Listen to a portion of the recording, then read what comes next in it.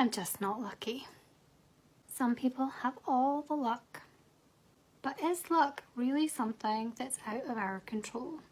Do you consider yourself a lucky person, or is it all about mindset and perspective?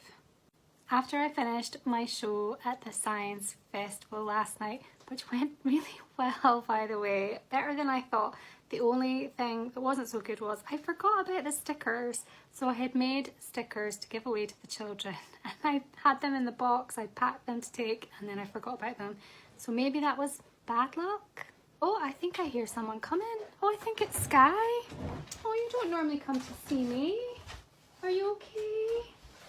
Oh, darling, come here. You can come sit with Mummy. Oh, you're going to sit there, okay. Are you comfortable? She's really struggling now. She's really struggling to walk. It's so sad to see. I think she's okay. She's away to go get her breakfast, I think. Bless her. What was I saying? Yeah, so we're at the Science Festival, finished the show, and then the organisers asked if we would like to stay for the show that was on after hours. And it was all about luck. So really fascinating. We got to do some fun experiments, and yeah, it got me thinking about our perception of luck, and so that is what I thought we could journal about together today. Reflect on a time when you felt lucky or unlucky. What happened and how did it affect your perception of luck? Is there anything in your control that could increase your luck in the future? So is luck really something that's out of our control? It's a really interesting question. At the show, the presenter shared a book called The Luck Factor by Professor Richard Wiseman. So the book is like a narrative summary of Professor Wiseman's research, where for many, many years he did interviews and collected data on hundreds and hundreds of people who would be perceived as lucky or unlucky. And from that, he concluded these kind of 4 overarching principles. So I'm going to read them to you now. So number 1 is maximize chance opportunities.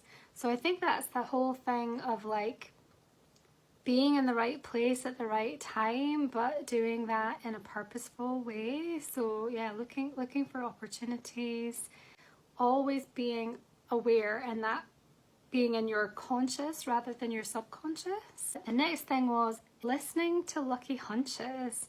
So listening to your gut, I suppose. The example the presenter gave was, you're at the shop, you're picking up a few bits and pieces, and you decide to pick up a lottery ticket because you just have this kind of gut thing of, oh, I might be lucky. And then maybe that day you are lucky. The third one was about expecting good fortune. So that kind of mindset of positivity and kind of not catastrophizing and thinking about all the negatives, but thinking about if this plays out well, what would it look like, and kind of visualizing what that looks like. So having those expectations kind of sometimes become self-fulfilling prophecies, and then it's like a cycle that reinforces itself as well. So I kind of did understand that. I could see how that would work, in terms of our mindset, and how, when one thing goes well for you, then another thing goes well for you, that kind of thing. And then the last one, which actually is something that I do all the time and I talk about all the time, is turning bad luck into good. So I always call it every cloud has a silver lining, and I've always had that, as like a mantra for myself. So yeah, the way that you take a situation or an experience and you look for the good in it, I think can make a massive, massive difference to how we feel. Yeah, so look, it was a really interesting session. It was really fun for the kids, and I'm glad that we stayed a little bit longer to participate.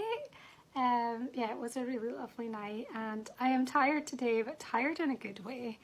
I feel like I can relax now because I don't have that now to like worry about, and that the big show is over. I'm doing another workshop a week today, but I'm fairly organised for that, so it should all be good. I hope you have some nice plans for the weekend. I think I'm just going to be catching up on rest and housework. Oh, I have such an exciting life, and yeah, I hope you have a good one. And as usual, I will be back on Monday with another journaling idea.